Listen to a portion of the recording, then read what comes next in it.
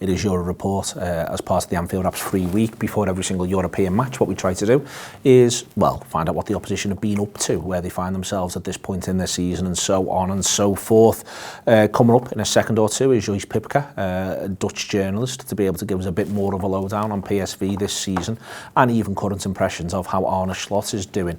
Very, very pleased to be joined by him. But before then, I want to talk a little bit about where PSV do find themselves. Domestically, this is a league that they've won for the last 2 seasons, and they're currently on 11 out of 13 wins. But I want to talk about them in Europe, where they've had a fascinating sort of set of results. First game out, they find themselves defeated by Union Saint-Gilloise.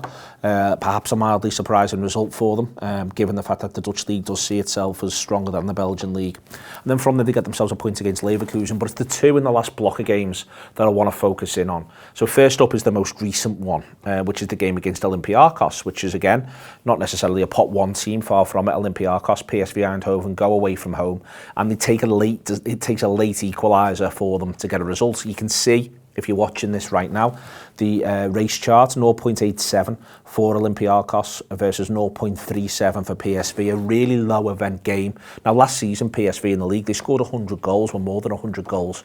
So the fact that they were sort of low event comes as a little bit of a surprise to me away from home. The match stats show a really tight affair. PSV ended up with more possession. Olympiacos get the first goal in the game. And Olympiacos aren't that interested in keeping the ball. And it's fair to say that they're well pressed by PSV Eindhoven. But they put a lot in Olympiacos over the course of the game, only to be disappointed by that late equaliser. OK, you might say. So this is not a side that have done very well. Neil, you've mentioned Union Saint-Gilloise. You've mentioned Olympiacos. Well, at home, PSV Eindhoven beat Napoli by 6 goals to 2. And if you have a little look at it, they deserve to beat them by 6 goals to 2 as well. Race map here, 2.73 over the course of the game to PSV Eindhoven, 0.59 for Napoli. That's a really strong showing. And again, let's have a little look at what the match stats are saying as a whole. 87% pass completion for PSV Eindhoven. They had just shy of 60% of the possession. 19 shots over the course of the game. Pressured Napoli pretty well as well, and were more efficient in their press than Napoli. 4 yellow cards is quite interesting. It was a game that PSV were very, very up for, but that was a home game. So to find out a little bit more about all of this, about a few of these players, about what Peter Bosz's side has been up to so far this season, here's Joost. I am indeed joined by Joost Pijpker from NRC in the Netherlands to talk about PSV Eindhoven, who have won 11 of their 13 league games this season. Last season, they scored over 100 goals in 34 league games over the course of the campaign to retain the title, second consecutive season, beat Arne Slot to it the year before at Feyenoord. How good is this side? Because there's a lot of things I'm saying here which suggest it's a very good football side. Yeah, they are indeed, Neil. Thanks for having me. It's probably on the level of players is probably the best in the Netherlands at this moment.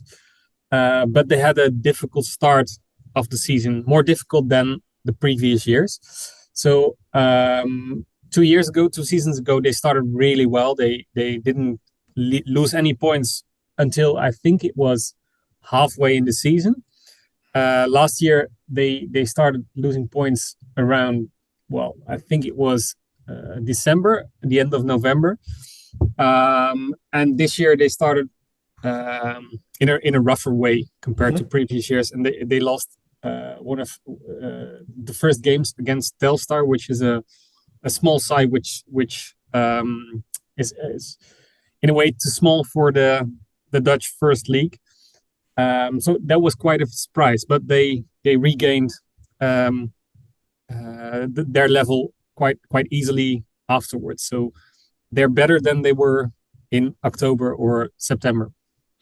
So as part of this, the Champions League form is interesting in that it doesn't make a lot of sense.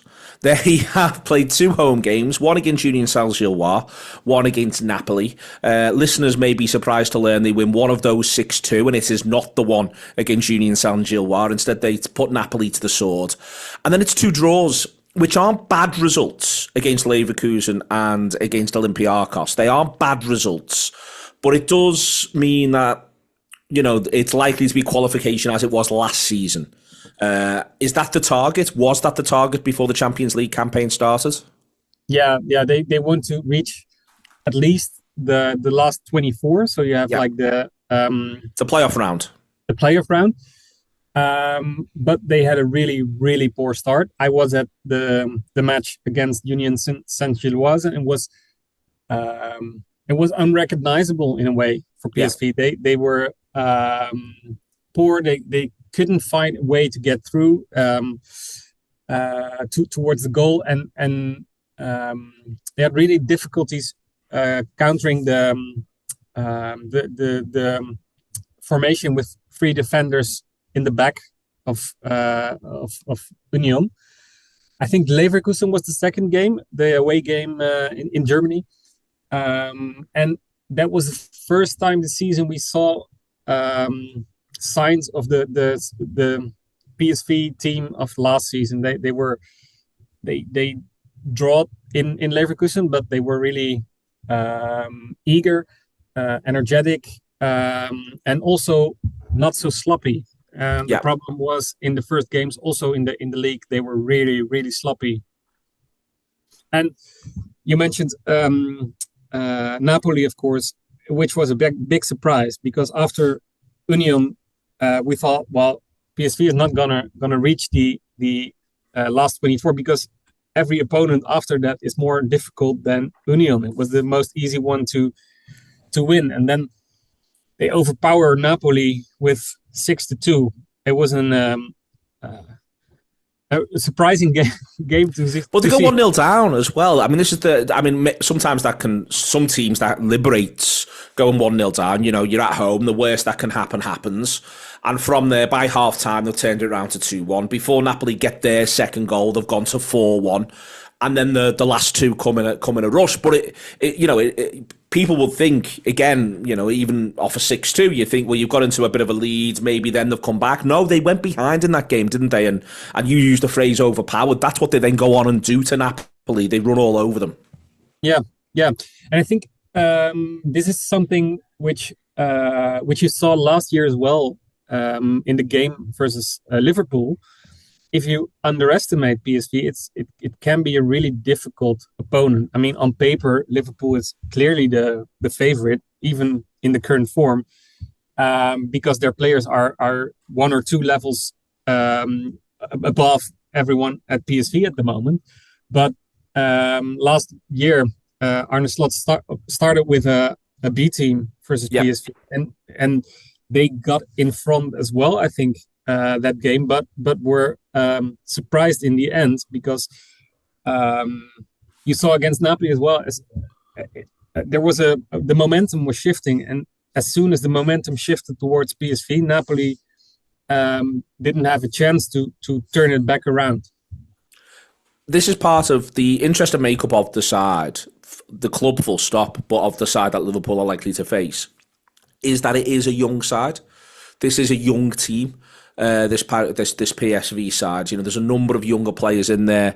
The biggest signings from the summer, all under 23. The left-hand sided centre-back, really exciting young prospect. He's under 22, I think I'm right in saying. That the nucleus of this team, yes, there is, for instance, someone like a Perisic who punches the average age up a little bit, but a number of these players that Liverpool are going to face, they're under the age of 24. Yeah. And I think they sold their best player last year. So they had Malik Tillman, which was a forward or an attacking midfielder in the team of last 2 seasons. He was really important for both titles. And you could see when he was injured, it made a hell of a difference for the level PSV could reach. But I think on his position, you have now Ismail Saibari, which is probably the biggest talent in the team right now. And he is in the form of his life. So he's a really dangerous player to face at the moment. You could see it against Napoli as well. He was star of the pitch. Yeah, no, over the course of the match, he was excellent. Scores the key goal in the game, arguably, to make it 2-1 as the game wears on. The other part of this is the biggest signing from the summer, Ruben van Bommel.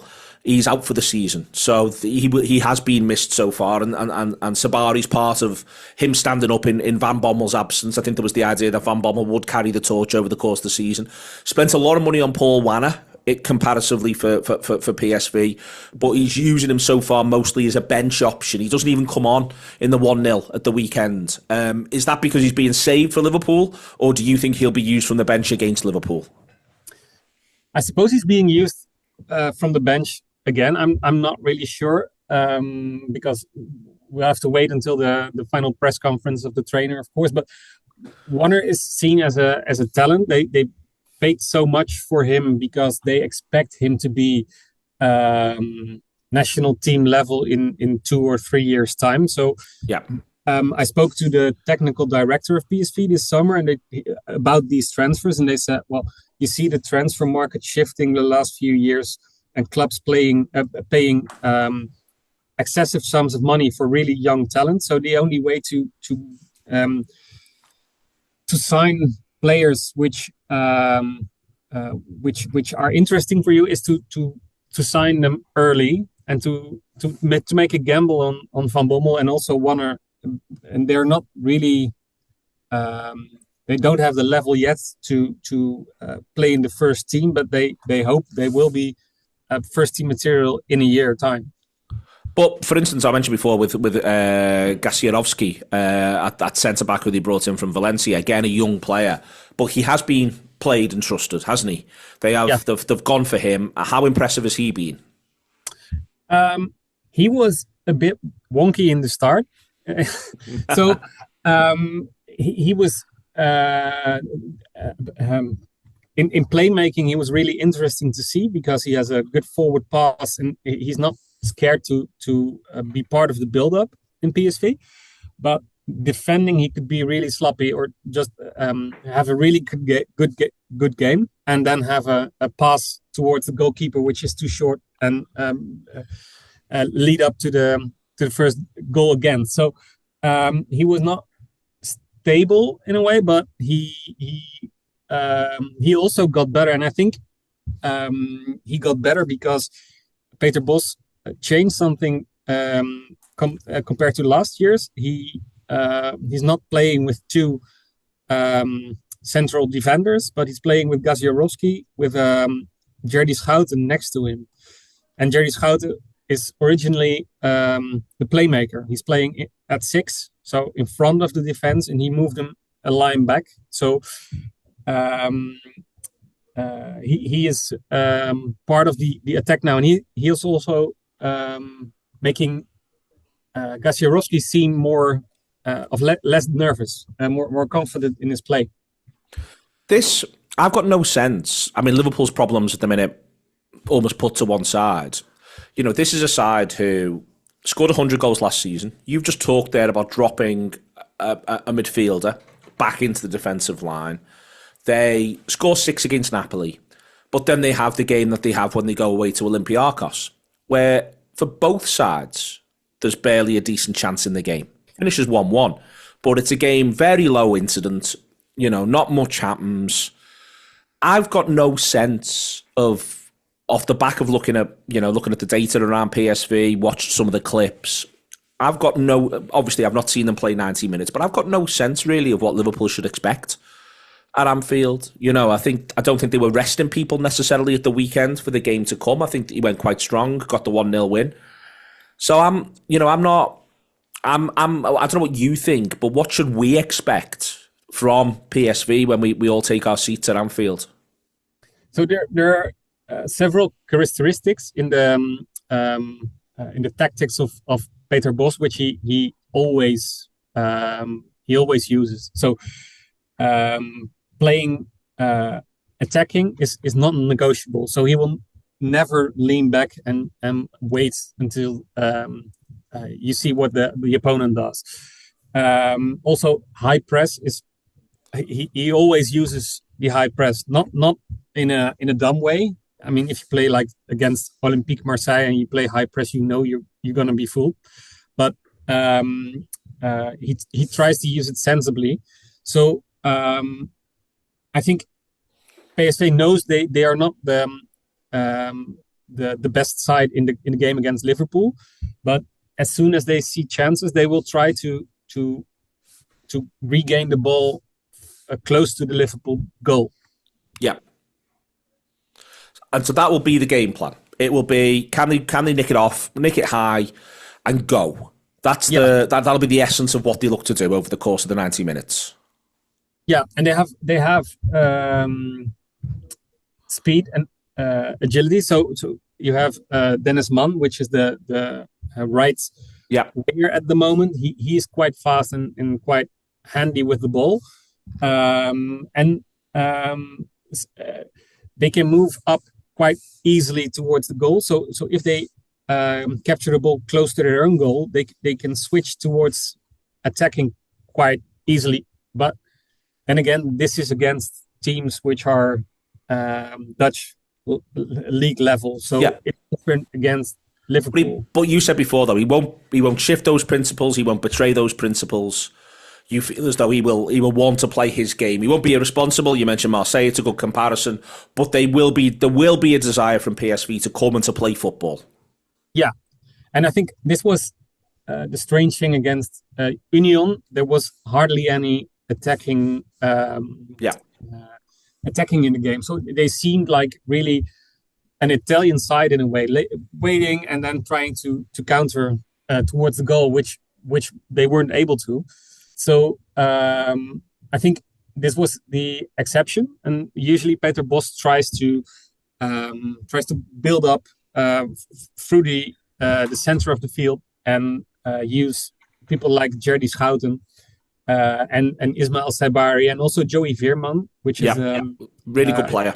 Yeah, he almost went to Brentford, I think, this summer. So he uses this like an axle in the center of the field towards the goal. Okay, last little thing I wanted to talk to you about was, at the moment, obviously Liverpool finding things difficult, struggling. What's the perception back home for Arne Slot in this moment? Obviously, last season couldn't have gone any better for him. Wins the Football League with Liverpool in his first season. It seems to me as though he's a manager who, has had things go quite well for him throughout all of his career. This seems like the most adversity he's faced in his native country. What are people saying? Yeah, I think we look at it the same. I mean, he had a amazing start at Liverpool because we thought, well, he was been trainer of Feyenoord for a couple of seasons and before AZ Alkmaar, which is quite a young team as well, and they're talented, but like Liverpool is a couple of levels beyond that. So and you have to fill the shoes of someone like Jurgen Klopp, which is a really difficult task to do. And if you in your first season win the title, that's a great achievement. I mean, we have also, of course, had a Dutch trainer go to Man United a couple of years ago, and he had a really difficult time to show himself, show his ability at the club. And Arne Slot did way better. So, of course, we expected it to be more difficult in the second season because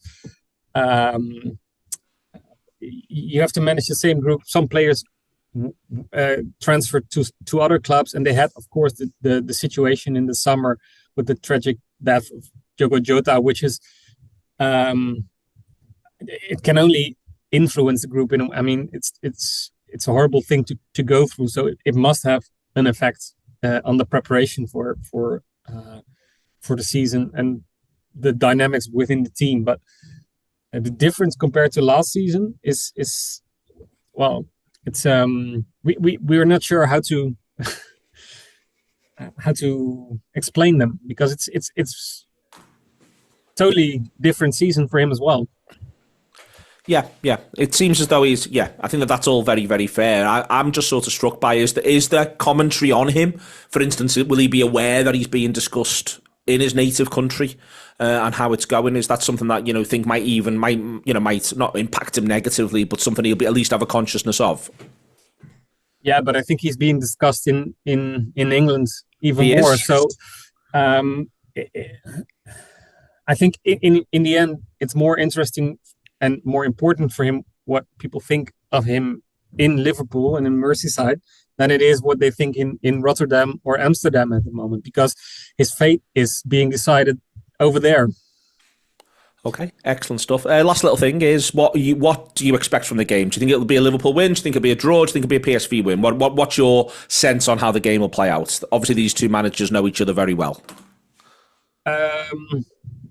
I think it will be a fun game to watch because they both have the same characteristics in play. So they both want to attack and want to play attractive football. So last year as well, it was a really fun game to watch. But I think in the end, Liverpool will win. Even in the current form, maybe not 4-0, but 2-3-0. Okay, excellent stuff. Thank you very much indeed to Joost. Excellent. Hope you've enjoyed that. Let's get back over and have a little look at how we think they're going to set up. There we are, really insightful and a very, very kind of Joost to come and join us and go through all of that with us. So what are we going to get? Well, what we're going to get is 4-2-3-1 or 4-3-3, depending on your point of view. So we'll just sort of move them around here, these lads, and you'll see up front there, it'll be Hust Till. We'll be doing that for us. Perisic is a name that you will recognise. He'll be on that side. Dennis Mann will be there. They made a few changes at the weekend. They won 1-0. 4 of the front line were substituted over the course of the match, which suggests that they're looking to rest people. You'll have Veerman in there. Salbari, who we talked about, will be in there. And then at the back, the new lad, Gajdasovski, will be on this left-hand side. I probably murdered that there. And Shooten, who he said has dropped back into the defensive line, will be on that side. There'll be Dest there. There'll be a name that you'll recognise. And Saladin will be over here at left-back. What to expect then? A key part of all of this with these lads is they'll make subs. Mentioned a couple of names there as we were wearing on with Joost, and I'm expecting that what you'll see, for instance, is as the match wears on, for instance, you'll see Pepe come on, and Pepe's got a decent result, a decent goal scoring record at the minute. He doesn't start. Joost Till does a lot of the early work and running, but if the game's still live, Pepe comes on, and I think he's on 5 in his last 5. They make that sort of change. He'll make a change left-hand side, almost certainly. You won't see Perisic as doing the full match. At some point, Paul Wanner will probably get on. Spent a lot of money on him in the summer, and I think part of the point is to put him in a shop window in a game like this one against Liverpool. And I think this is the key thing that Liverpool have got to worry about. I mean, other than Liverpool's current sort of stresses for form, I think the main thing that the Reds have got to worry about here is this sort of idea of, well, from PSV's point of view, I'm not going to say it's a free hit because that stuff's always a little bit patronising, but there's players who want to impose themselves on Anfield and they'll see a wounded Liverpool as a good opportunity to do so. A goal at Anfield is a goal at Anfield. Again, that's not being patronising. If you are one of these young PSV players in particular and you've got ambitions to have a big career in the game, to make a real impression, to push on, this is a great opportunity to do so. So the Reds have got to watch out for all of this. I'm expecting quite a peppy PSV, and if I was Peter Bosch, that's the way I'd set them up as well. I would want them to come at the Reds in a big way. You can still get beat. You know, Frankfurt came at the Reds and Liverpool, you know, managed to see them off quite comfortably. I'd argue that Villa were interested in having a little go at the Reds. You know, it could be one of those afterwards where we're saying, well, we're not quite sure about whether or not I'd have done that. But I don't think if you are a manager like Bosch and you are going through a season and you've got all the means to get out of this group, I don't think you throw it all out for a one-off game against Liverpool. You tweak it, yes, but I think you also say to your players, this is an opportunity. Go out there, enjoy this. You really can make a name for yourselves. And we can all see where we end up at the end of it. Liverpool are going to have to be careful because this is a football team that knows how to win, enjoys winning, enjoys being aggressive, enjoys scoring goals.